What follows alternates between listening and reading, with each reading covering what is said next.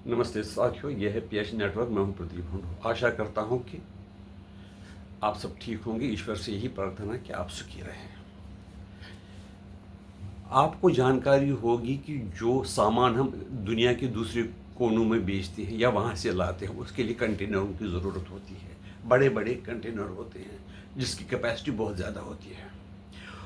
ये सारे कंटेनर जो उसका वैल्यू है, 97% कंटेनर्स चीन से आते थे। यानी दुनिया पर तकरीबन चीन का ही कब्जा था कंटेनर बिजनेस में, जिससे दूसरे देश के लोग सामान बेचते थे, लाते थे, तो किराए पे कंटेनर चाइना से लेते थे।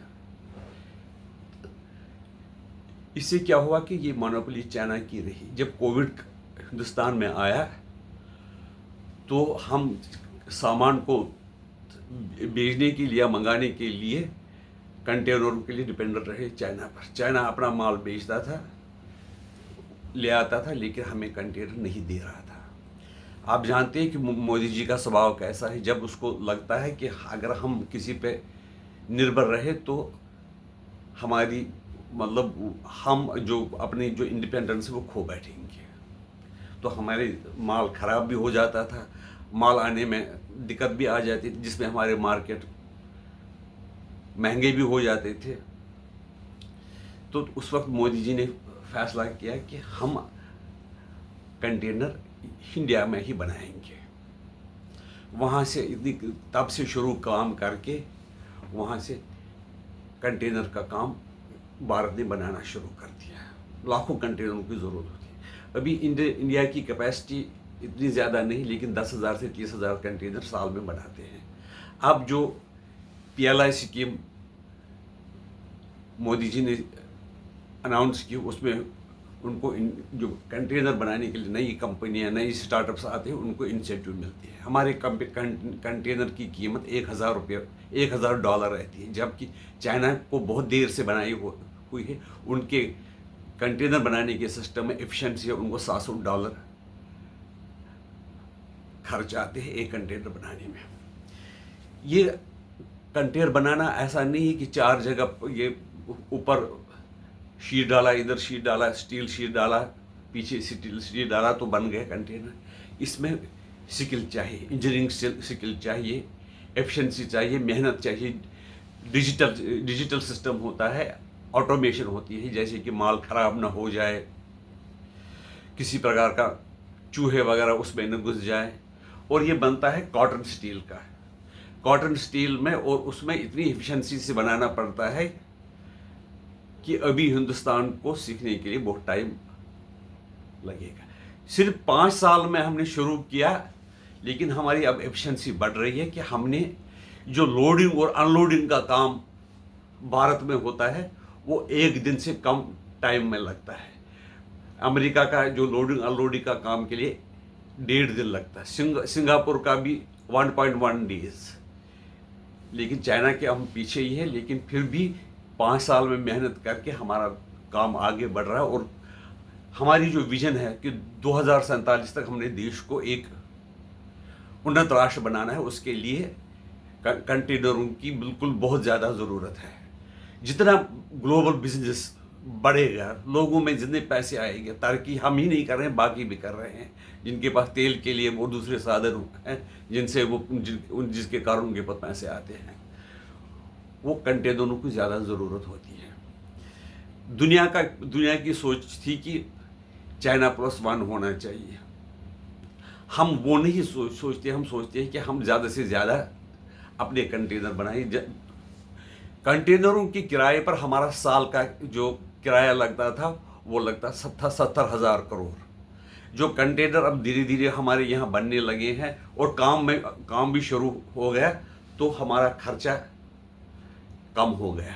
और इतना है कि कुछ सालों में हम लोगों को, दूसरे देशों को किराए पे देंगे और हम प्रॉफिट भी कमाएंगे।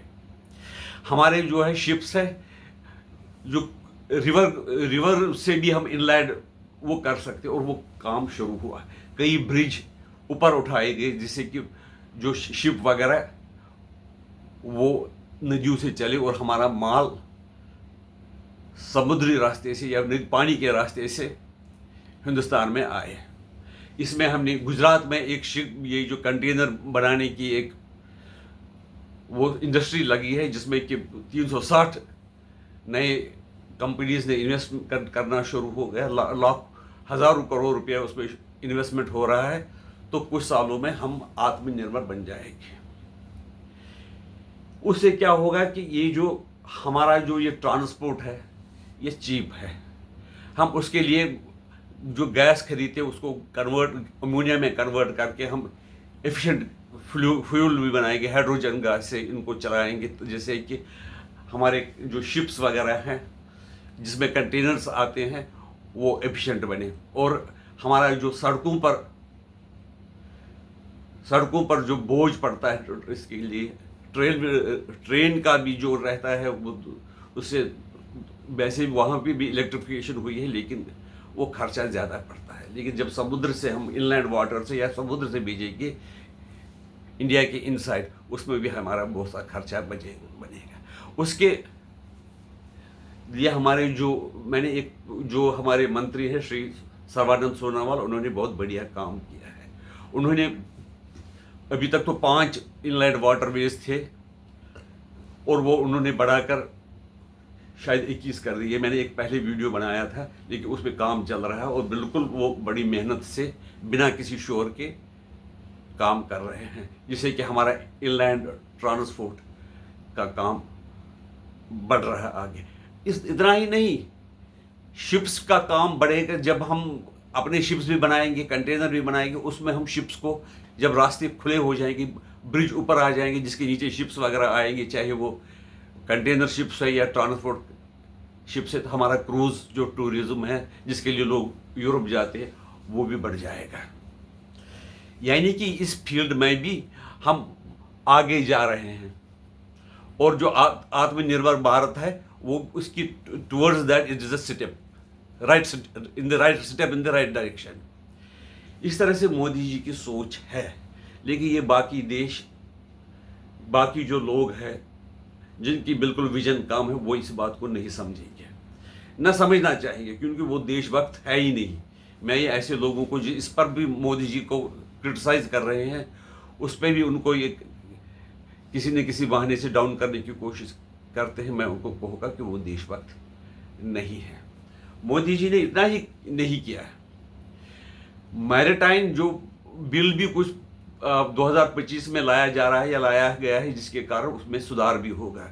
डिजिटाइजेशन, ऑटोमेशन वगैरह होकर ये बिल्कुल आगे इंडस्ट्री जा रही है और उससे देश को कितने बिलियन डॉलर्स बच जाएंगे, बच भी रहे हैं। कुछ अमाउंट जो है हमारा बच रहा है। जो हमारा माल बड़े बड़े शिप्स पे आकर वो फिर बड़ा हमने डीप सी पोर्ट्स भी बनाए, चाहे अडानी ये है पोर्ट है, हमारा जवाहरलाल नेहरू पोर्ट भी, उसमें इसको सरकारी पोर्ट है तो उसमें थोड़ी सी एफिशिएंसी कम है, ये तो जैसे सरकारी में कम होती है।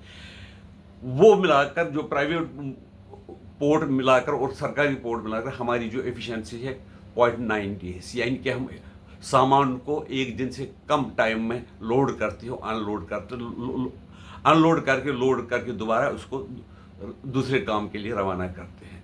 इस तरह से देश इस क्षेत्र में भी आगे बढ़ रहा है। जैसे बाकी क्षेत्रों में हमारा देश आगे बढ़ रहा है, इस मामले में भी हमारा देश आगे बढ़ रहा है।